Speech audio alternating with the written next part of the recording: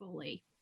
So now we will move on to our next panel, and I see we've been joined again by Councilmember Pinto. Welcome back, Councilmember Pinto. We are moving to our third panel, and that is going to consist of Sam Epps, who is the Political Director for Unite Here, Local 21. Mr. Epps, welcome.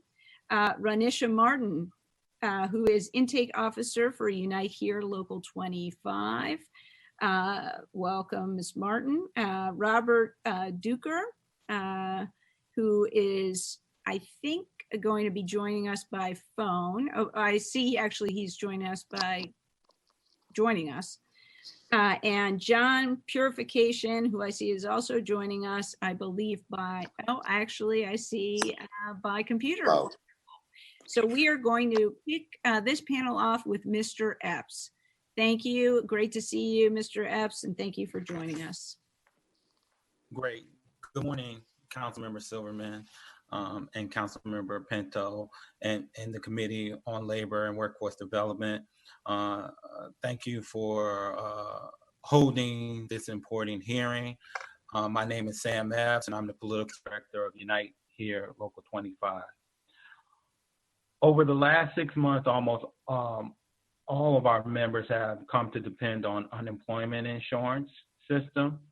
Over 90% of our local 25 members are laid off, down from a peak of 98% in July. And in general, the hospitality industry, union and non-union, has been devastated in DC. And for at least a portion of our members, unemployment insurance has been a lifeline. And we will especially like to thank Alan Kornowski and Sarah Case-Heron and the staff over at DOES for helping us with weekly problems beginning in March. Because of their assistance, hundreds of our members have started receiving paychecks and can stay afloat as a result.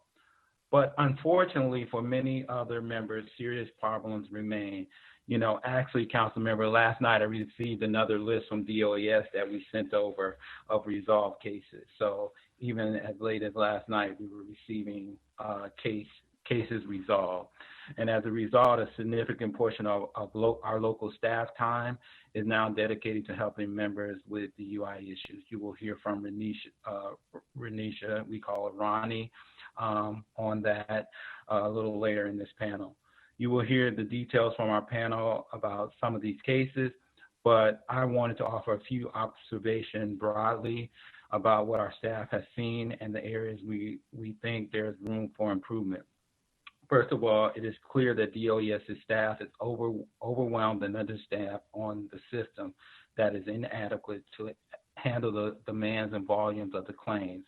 This was crystal clear in the first few weeks of the pandemic when our members couldn't get through to officials, but even as the volume cases leveled out, it is clear DOES isn't equipped to handle the demand.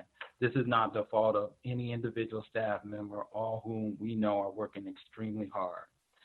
Second is the infrastructure of the online apparatus needs to be upgraded and optimized for mobile phones. It is outdated and clunky, and its interface relies too heavily on applicants having computer access and being tech savvy. Especially for our older members, that has presented significant challenge with phone lines being overwhelmed.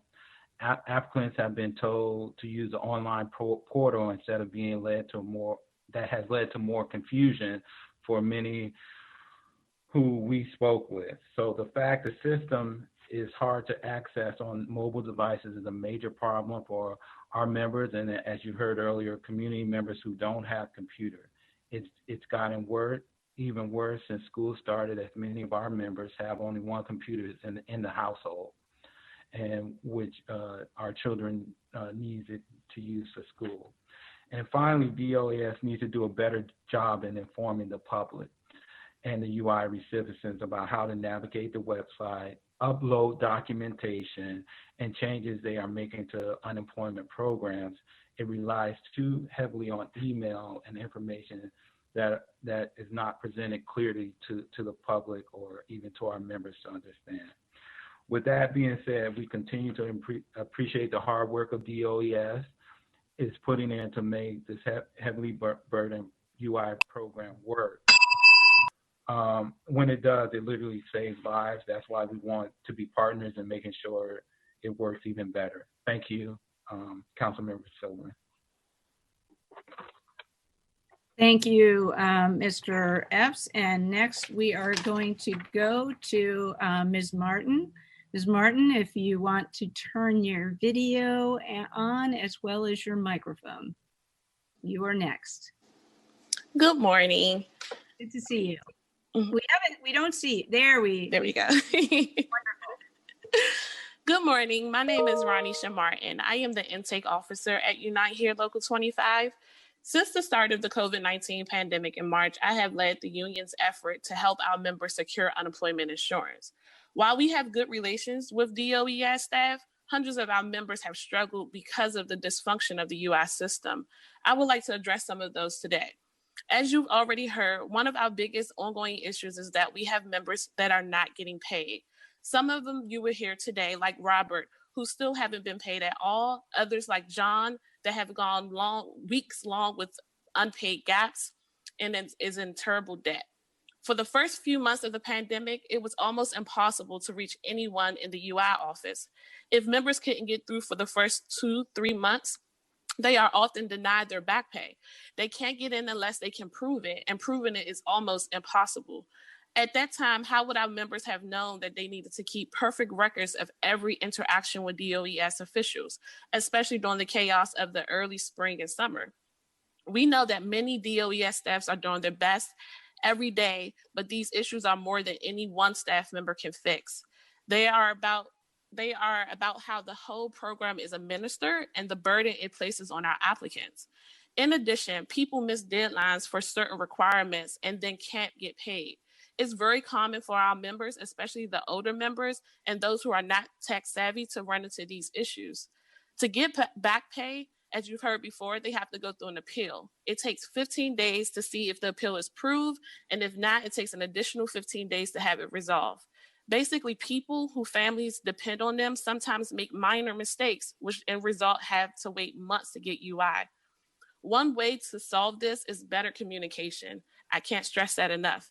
Every effort should be made to alert people of deadlines, direct mail, text, email, to help applicants who struggle with computer or internet use. I can't count the number of members I've spoken to who don't check their email regularly, and because of that, miss a deadline because no one told them. Another common issue is people reporting their pension and getting denied as a result because they did not provide the proper documentation in a timely fashion. Simply putting the request for documentation about pension on the application is a simple way to make sure this doesn't happen or happens less. Badly designed applications, lack of follow-up, a long appeal process, crazy expectations for record keeping all result in the same thing: people not getting paid. We need this, especially now and desperately. The stories we hear every day about the impact that it is having on people's lives is devastating. It's not our members' fault that the coronavirus has done such damage to their industry, but it is the government's job to stop them from starving, becoming homeless as a result. That is what UI was meant to do, and this is why our members need this program to work better. Thank you. Thank you, Ms. Martin. Next, we are going to move to, and I believe he is joining us by either phone or computer, Mr. Duker. If you can unmute yourself. Why don't we move to you, Mr. Purification, first, and we'll try to resolve any technical issues with Mr. Duker. So, Mr. Purification, welcome to the council. Good morning. Robert Duker is here. Oh, okay. Mr. Duker, you are here. Sorry, Mr. Purification. Yes. We will hear from you soon. Mr. Duker, welcome to the council. Good morning. You have 3 minutes for your testimony. Sure. Good morning. My name is Robert Duker, and I'm a local 25 member and a bellman at the High Regency Hotel on Capitol Hill. And it should be stated that despite the fact that I applied for unemployment benefit on March 28, 2020, I still have not received any payment at all. Yet I was laid off for the first time in 44 years of work on the 18th of March 2020 due to the pandemic. A week later, I applied and received a letter from the unemployment office stating that I've been approved for $425 a week, and resultantly will receive my initial check on April 11, 2020. They then sent me a form, the certification form. Apparently it took a little time to get to them, and they locked me out of the system. I tried to get them to reopen it. They indicated to me that they will have to mail them in weekly. I then called. Unfortunately, I started mailing them in on a weekly basis. Eventually, on July 21st, 2020, the office informed me that they needed specific information pertaining to my pension, which I promptly responded to the second time around. I was then advised by the email that I would be hearing from them within 21 days. I have not received any notice from them until finally when I called them on Monday, only to be informed that the examiner who was handling my case has left the government and a new person is now going to be assigned to it. On a personal note, I wish to state that I used to work for the DC government until the year 2000. Whilst I had a job at the height, I was working as Social Security Disability Claims Examiner for the district resident. Based on my experience, I know how these claims should be handled and how much disaster my particular case has been during the process of evaluation or lack thereof. I'm, however, fortunate enough to draw government pension as well as Social Security and Union pension, without which it would have been very hard for me to make it. Notably, this has been very first time I have applied for unemployment for 44 years. And this episode has been very heartbreaking. As a matter of fact, if I were someone who did not have any other source of income, I do not know how they would have made it through. This experience leaves me with a bitter taste in my mouth, being a 72-year-old man and having worked all these years without receiving my due payment and due to this pandemic. Currently, I'm in terrible debt. Even when the money touches my hand, it's really considered as a ghost money because I have mountains of debt to clear. And it hasn't been good. And I don't know why for 6 months up to now, I haven't received a penny. Mr. Dukes, I know this is very difficult and I appreciate you testifying. We do have your contact information, and what I am going to say is we are going to be in touch with you about trying to resolve your case so that you can get payment. I'm going to have to ask you to end your testimony so that Mr. Purification can testify, but we will be in touch with you to casework your case so we can get resolution for you. I want to thank you for testifying, and there might be questions for you as well. Thank you. Mr. Purification, thank you for joining us and for being patient to give your testimony. I look forward to it. Okay. I'm Somrod Purification. I work for Washington Hilton. The thing is that the last day of my working at the hotel was on April 27th. Since then, I was trying to apply. I got my first payment on May 27th.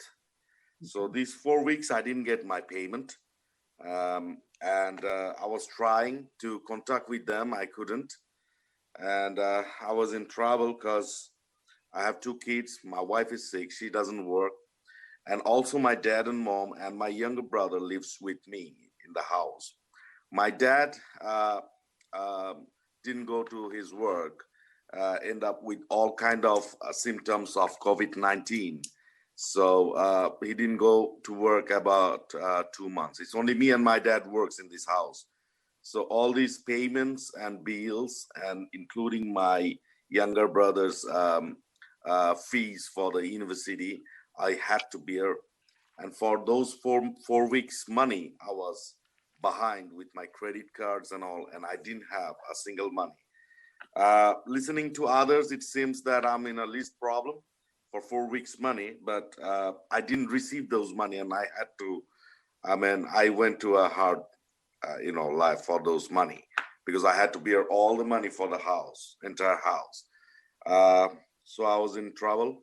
I called them. I never could reach them. Every day in the morning, 8:30, I would have called them. And finally, when they paid me, but they didn't pay my dues. And they said that I'm not eligible because I'm late. I was late to pay.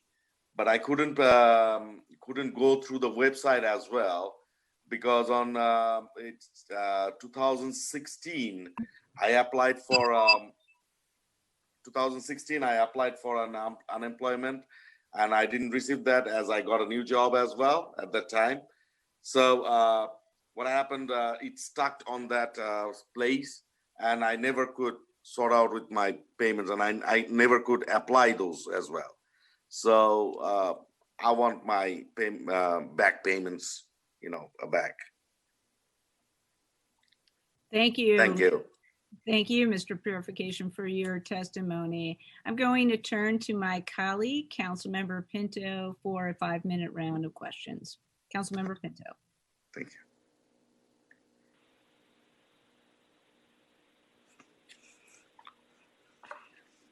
you. I have no additional questions at this time, Chairman Silverman. I'm grateful to hear the testimony, though, and that has been very informative, again, as we move forward to streamline our process.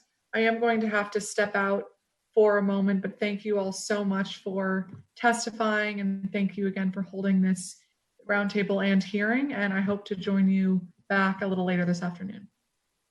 Wonderful. Thank you so much for joining us, Councilmember Pinto. We look forward to seeing you again. I do have some questions for this panel. And first, it's about, I want to focus on the obstacles or issues that claimants run into. Ms. Martin, you mentioned a few of them. So first, let's talk about the weekly certification form. So for claimants, you're very familiar with this form. For those who are watching of interest, the form looks something like this, which my understanding is you can get emailed, and for those who do not have access to a computer, it can get mailed to you. So this seems to trip up a lot of claimants. Ms. Martin, has that been true for members of Local 25? And I want to focus on how we can make this less of an obstacle. Now, is a federal requirement that claimants fill out this form every week. But do you have recommendations on how we can make this process smoother? Yes. Again, my name is Ronnie Martin, intake officer at Local 25, for those who are just joining us. So one thing that we find to be a problem with a lot of our members is a lot of our members that receive pension. They are the older members who've been working at our hotels for 30 plus years. What happens is they have a question on there that asks about, are you receiving pension? Are you receiving new pension? Has your pension changed? This question is initially asked on the initial application. So when members fill it out, that should be it. DOES then should have a process where they ask for verification during the application. But no, they have this question that they ask every week. So if a member presses yes, I receive pension, why are you still getting this question every week? Because what we're finding is a lot of our members are now filling this question out every week over and over and over again, which now has allowed their claim to be denied or disqualified because it looks like they're getting money every week. Can I pause you there? Yeah. Okay. So this is question number 7 on the form. Did you begin receiving a pension, or did the amount previously reported change? Right. So are I'm trying to understand where the obstacle is. So are members filling it out because they are contributing to a pension, or how are they filling it out incorrectly? So they're putting, yes. So a lot of our members either have language barriers, who don't understand the question correctly, are older and just moving fast, who are not reading the question correctly because it doesn't make sense to them. So they see, are you receiving pension? Yes. Now you're putting in the amount that you're getting every month, every week.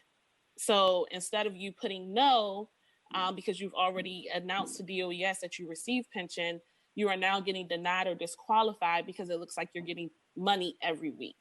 Okay. And is your understanding that once someone answers yes to the pension question, that creates an issue on their claim in which a claims examiner needs to then examine it? So basically it stops payment on Correct. your claim or prevents you from receiving any payment. Correct. Yes, ma'am. Okay. So is a resolution here? So it seems like what DOES wants to understand is, have you received money from a pension that was previously unreported that might alter the weekly wage replacement? Is that what they're really trying to get at? Is your understanding? They're trying to, so they're trying to figure out what you're receiving as income.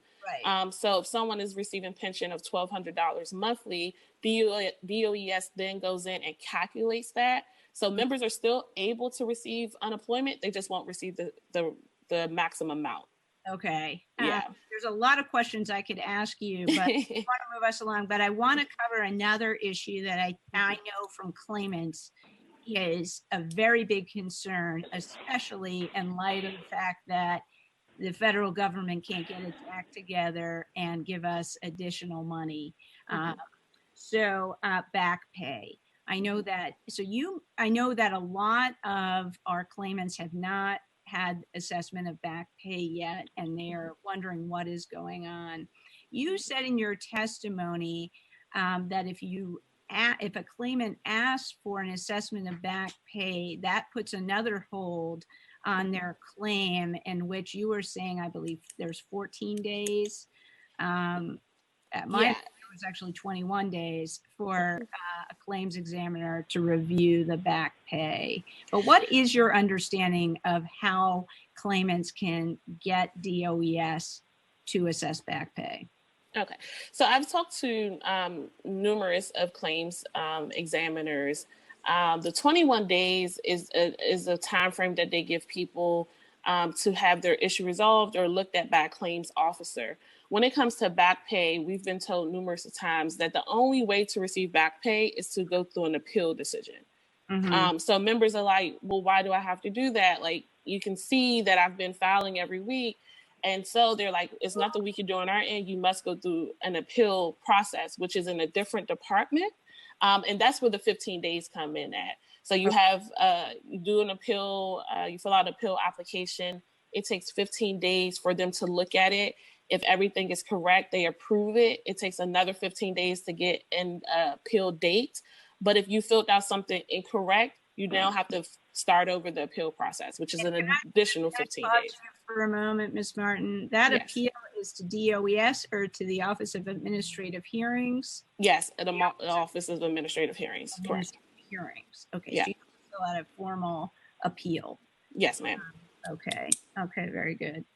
I just want to move to our two workers. As I said, Mr. Duker, I am very sorry. You have not, am I hearing you correct that you have not received any type of payment since you filed for unemployment in March?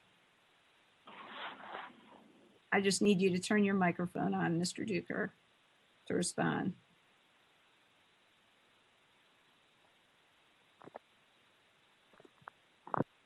There you go. Yes. Yeah. Okay. Yes, ma'am. Yes. Okay. I have. Even though they sent me an initial letter, which indicated that I was going to get my initial payment on April 11th. Okay. I have not received a penny ever since. Okay. And have you received any? What has been your communication with DOES since April 11th? Apparently, when they locked me, when I received the initial form that they stated how much I was going to make, they received the form late, the certification late. So they locked me out of the system.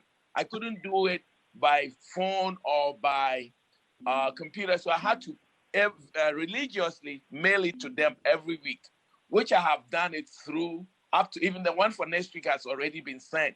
Mm-hmm. But in the interim, right in the middle of it, the lady who was processing my claim had been for about 5-6 weeks. I didn't hear from them, and they had told me that they will make a determination by 21 days. When I called just this Monday, only to find out that the lady who was processing my claim is no longer there, Mm-hmm. and the new person who has been assigned to the claim has not contacted me. So when I asked the lady, is there anything outstanding that I need to send in? He said, no, we have all your paperwork. So it's just a matter of them releasing the check. And since March, not a single penny has touched my hand. And like I said, had it not been my pension from Social Security and from the union and from, the government, the low pension that I get, I don't know how I would have survived. And people who are in the same predicament as me and who didn't have source of other income, I don't know how they are making it. So we definitely need a system to be improved. And I said, I used to work for Social Security Disability, making processing claim for DC residents. That's what I retired doing that. And I was doing that still working at the high. And when I was working, things were very more efficient than it is now. Mr. Duker, as I said, we will be in touch with you. I do appreciate you very much. Resolution, but Yes. But it sounds to me like the conversation I just had with Ms. Martin is very relevant to you. So first, there was an issue with the weekly certification form and the issue around your pension. Now, in your in the portal that you have your customer, do you use a computer, Mr. Duker? Yes, I did, but like I indicated, they locked me out when the form went. Yeah, when it got there late, they locked me, so I couldn't report it in the computer. And each time I tried to create it again, I couldn't. So they advised me to mail them religiously every week. So every week I get them in. So there's a basic issue with just accessing your claim online and then understanding the state of your claim because you can't access the online portal. Exactly. And that's why they advised me that I should mail them in. So I went to the post office and bought stamp, and every week I mail it in. And they said they received them. Okay. They do receive them. Okay. So, I mean, the last lady I talked to on Monday said, there's nothing outstanding. It's just a matter of them releasing my retroactive, and which I'm still waiting. And I'm going to ask Mr. Purification, that bell was for me to warn me that we need to move along, but Mr. Purification, if you can just turn on your screen and your microphone for a moment, because it seems like you have a similar issue. You were also locked out of the system, is that correct? Yeah. Okay, yeah. And do you have any explanation why you were locked out of your portal, customer portal? I have no idea, because on 2016, I went to a agency that when I didn't have any job.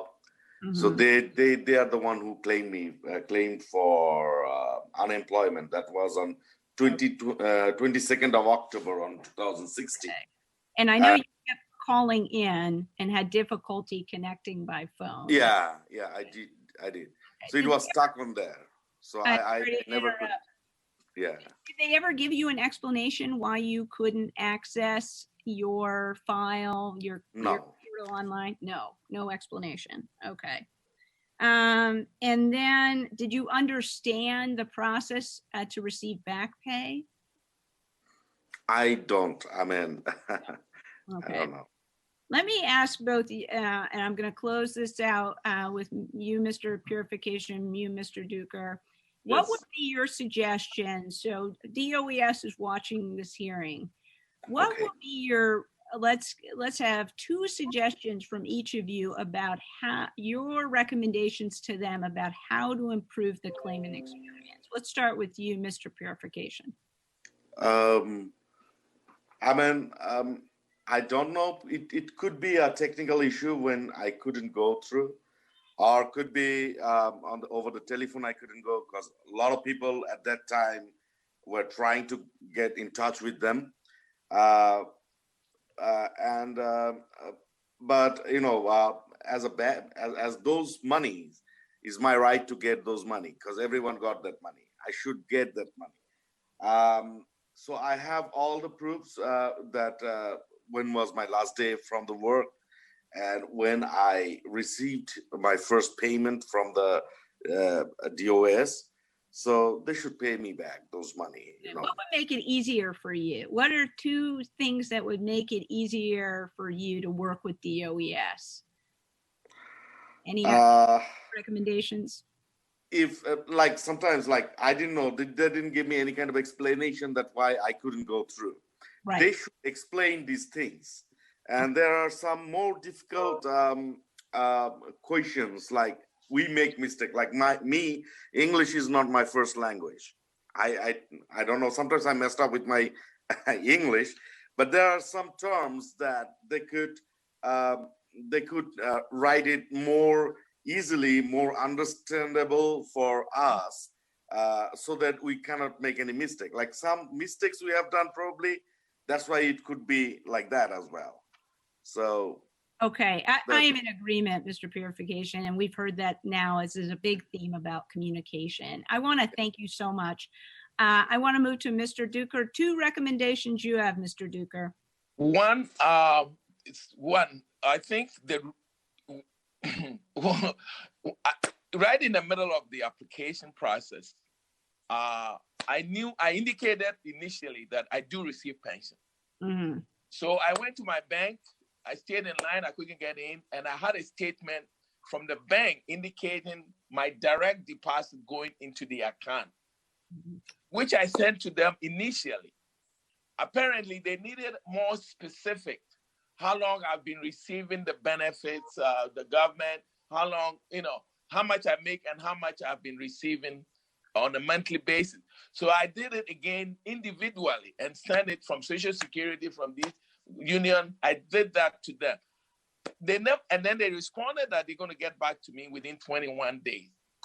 In the process, the lady who was processing my claim left. I don't know whether he left the government or left the establishment somehow. And they never contacted me about it. So there was a change in the personnel who was processing the application. Not until a Monday when I found out that, because I kept sending email to the lady that I knew processing it by name, and it was kicking out. Whenever I send the email, it kicks out.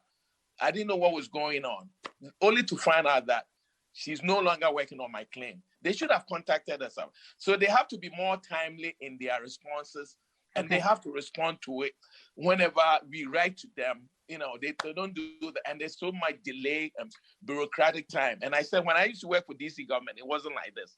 I wouldn't have survived for 15 years. I did it for that period. And, and things are not as good as it should be. And I think they need. We are going to have to move to the next panel, but we will be in touch.